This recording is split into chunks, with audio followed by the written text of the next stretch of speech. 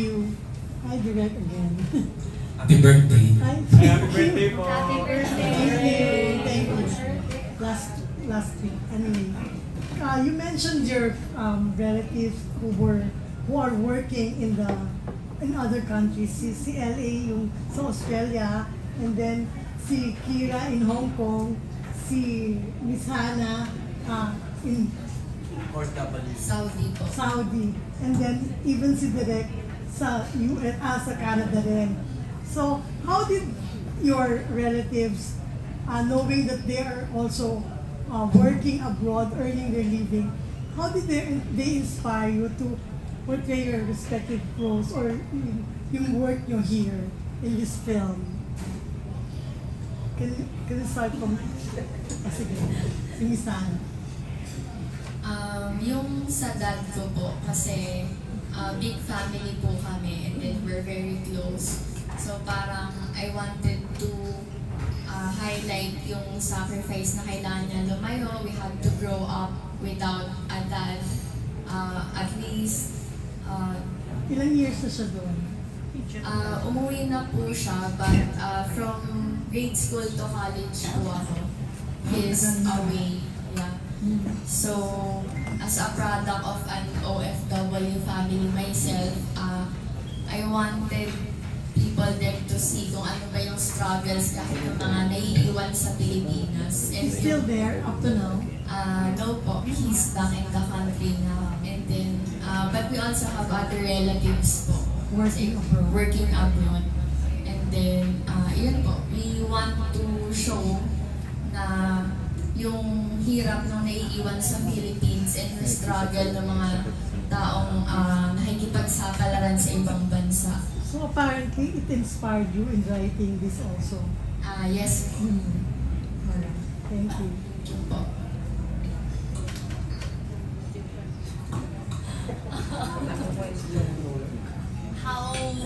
How did The family members inspire abroad me. inspired you? Yes. At the end of the day, after a hard day, family pa rin po talaga yung babalikan nyo eh. Sa kanila nyo sasabihin lahat ng ano. Kumbaga, you find comfort with them at the end of the day. So, yun din po yung gusto kong ipakita na si Molly, kaya rin po siya umalis. Hindi lang po dahil sa pangarap niyang yumaman or anything, pero dahil gusto niyang bigyan ng family niya ng magandang buhay din. Gusto niyang makitang wala nang hirap pa. Ganun. How long was your sister been in Hong Kong? Matagal na po. Actually, before po ako pinanganak, that was like ever since dun po talaga yung buhay po nila. I think this was year 2000, mga ganun po. Since then. Alright, thank you. Yes, LA. Yun din po, parang laking tulong talaga po yung family, tapos yung the fact na mahal po kayo ng pamilya. Yun yung pinakamalaking tulong po para sa akin. Tsaka hindi lang po yung pamilya nakatulong sa akin for playing this role. Yung nakita ko po talaga yung mga OFW sa Canada po. Yun po yung naging na-touch po talaga yung puso ko po. Yung nakita ko po paano sila magmahal, tapos kung paano sila tumulong sa mga kapwa Pinoy po na nadala ko po talaga na dito sa movie po. Dahil malaking bagay po yun eh, yung kahit gaano kahirap yung buhay po sa Canada. Pero kung makita niyo po sila, masaya po sila, nakangiti po sila, nagtatawanan. Kaya doon pa ako na-push na mas galingan ako. But your family members who are in Australia, ilan sila? Dalawa? Sorry. Yung family members ko po sa Australia is tita ko po, tsaka mga cousins ko po.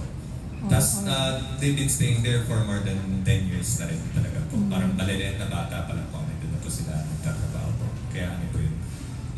Nadala ko po dito sa movie. Thank you. Yes, Direk. Direk. Yun yun. So, ilang years na yung wife mo doon, Direk? And your... Mga more than 2 years. Kaka-graduate na lang. Alright. Pero aside from them, actually yung inspiring is yung, if you look at it, parang every Filipino, siguro 1 degree nga lang eh. 1 degree ng every Filipino in the world, diba? May OFW. So it's, yun nga, parang lumalabas na parang number 1 ano na tayo, diba? Exporter ng manpower. So I think that's the first inspiration, parang ang dami. And especially during that time, 2 years ago, ang dami sa Canada. Ang dami pupunta sa Canada.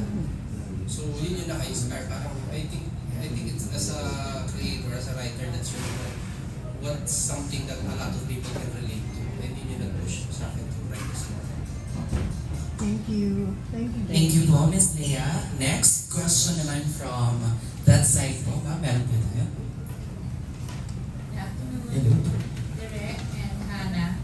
Marami na pong kwento. Alam naman po natin na maraming kwento ang ating OFWs at marami na rin mga pelikula ang na-inspire ng mga kwento na inspired by OFW stories. Paano po iba ang Maple Leaf Dreams dun sa kanyang paglalahan ng mga kwento? Anong impression ibibigay sa mga audience at paano po ang naging takbo ng dalawang lead stars sa story? Thank you. Ate G, medyo putol-putol lang parang paano na-inspire? Ano daw ang kaibahan? Ano daw ang kaibahan sa karamihan na OFW stories na napanood na natin sa big screen? Thank you, Ate G. Ayun po, pinakamalaking part po is yung milieu, which is Canada. Kasi po, even though may similar experiences po yung mga pumupunta sa iba't ibang bansa, may specific din po na parang struggles yung nandun po sa Canada. For example, yung weather, since tropical country po tayo, ang hirap din pong adjustment yung weather sa Canada. And yung kind po ng community na meron sa Canada, kung paano mag-a-adjust yung Filipinos from loud, close-knit family sa Canada, medyo isolated. Mas nakipil mo yung lamig ng holiday. So, other than yung specific po na problems dun sa Canada, we also try to incorporate yung feel ng Gen Z because involved din pong element sa movie is yung vlog, yung marami rin po kasi nag-vlog na OFW from Canada. So, we also try to incorporate that. And yung spirit po ng Gen Z na are you willing to risk it for your dreams between being practical or being a dreamer? Parang where do you stand and how much are you willing to risk for your dreams? Parang we wanted to encapsulate that experience, that Canadian experience, and at the same time yung spirit po ng youth na we want to dream for ourselves, for our family. Ayun po. Grabe ako ba? Ang galing mo ah. Parang thesis po pasado si Ang Hannah. galing defense, di ko alam. Ako naman, yung similarities. I think there's not enough dito stories about OFWs and immigrants. And we have to tell them all. I think, hindi lang naman kailangan Pasko, MMM, o once a year lang magkaroon ng OFW stories. I think every OFW story needs to be told. This is unique because it talks about yung program ng Canada, which is paiba-iba. Yung student. You go there as a student, then your partner works. You work together. So makikita nyo doon, it's a partnership. That's why a lot of people, couples, go to Canada kasi ganun yung diskarte. So it's very unique sa Canada. And I don't think may OFW story na or immigrant story na ginawa sa Canada. So yun. Another siguro similarities, I think this is also a good story. It's very emotional, it's engaging and inspiring. So I think it's worth watching. For Kira and LA, na-mention natin na kanina yung mga marami kayong challenges dyan sa paggawa ng magkwento ka naman kung ano po ngayon. Ako pwede magkwento kayo ng challenge. Para sa akin po, yung emotional struggle. Kasi, syempre po, humbly, sobrang layo po ng buhay namin ni Ellie sa characters namin. So, paano po ba namin ipapakita yung experience, yung emotion po ba na hindi po namin na-experience sa totoong buhay? So, yan po yung naging responsibility namin na medyo mabigat. Pero the struggle was, nag-immersion po kami, nag-commute po kami, nag-workshop po kami maraming beses. So ayun, lahat ng yun, kailangan namin ma-process, matandaan, at dalhin po namin yun sa Canada para magawa po namin ng tama yung role namin. So para sa akin yung struggle was mostly emotionally, dun sa character. Ako naman po siguro yung challenges ko, yung stress na paulit-ulit na lang ako. Kasi po medyo mahirap din po talaga yung nagawa po namin pag-shooting po sa Canada dahil very limited po yung oras, tsaka very yung paglipat pa po, tsaka yung schedule po. Talagang naging challenging po siya sa Canada. Kaya po yung every time na sasala kami ni Kier sa camera, dapat on point po kami. Tsaka tama po. Kaya yun yung sobrang na-appreciate ko naman kay Direk Bennett po na napadali niya po lahat yun dahil sa akin. 15 days itong sinut sa Canada. Yes, if I'm correct, 15 days po. Yeah, 15. Yeah. Hindi nag-shoot double time. Yung siguro nag-shoot po kami, I think 13-14 days po. Tapos lahat po ng shooting days na po yung medyo mahirap po kasi iba-iba po yung location ng lahat. Kaya doon naman po proud din dito sa movie na napakita po namin yung side ng Canada na maganda naman talaga po.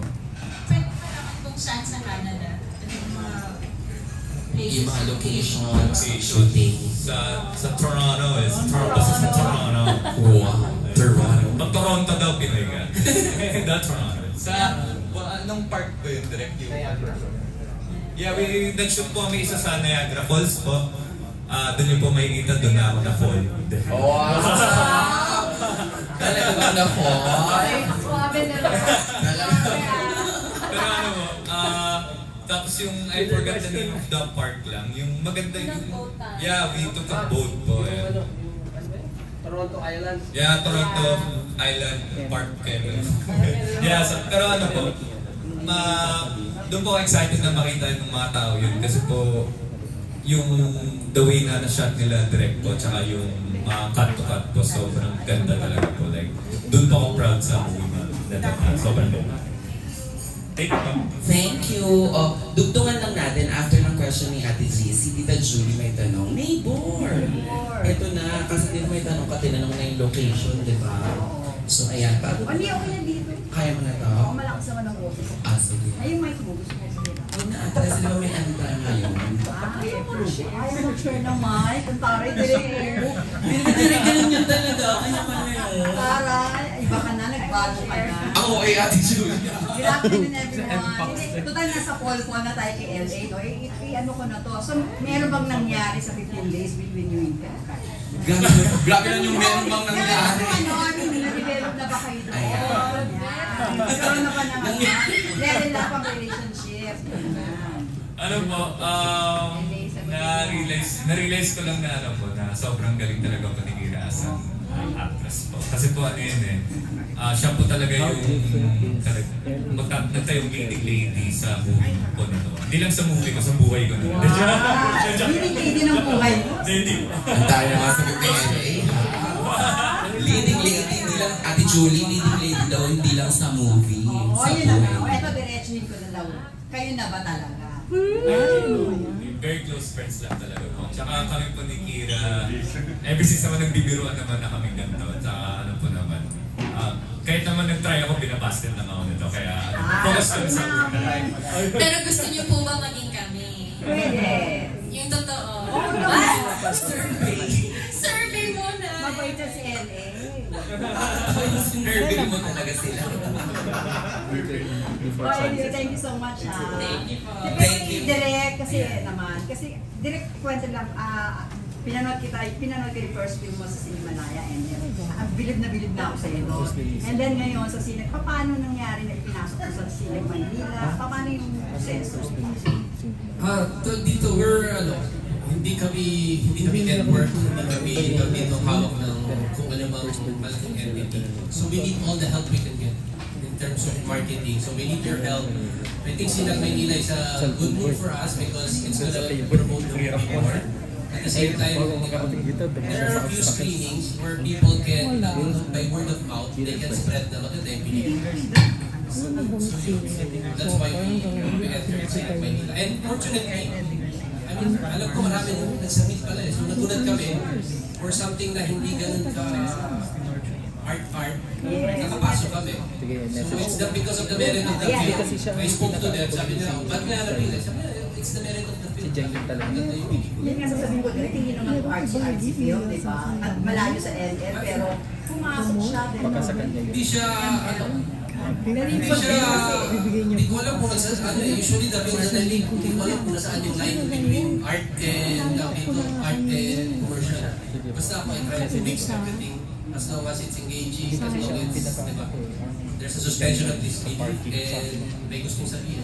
Tinanong ko sa'yo kung sino. And that's na lang din, kasi I remember, hindi nyo ba inilapit sa OWA to have some funds? Kasi alam ko, si OWA, Arnel, nagsusupport siya ng local films na nagdi-discuss about art.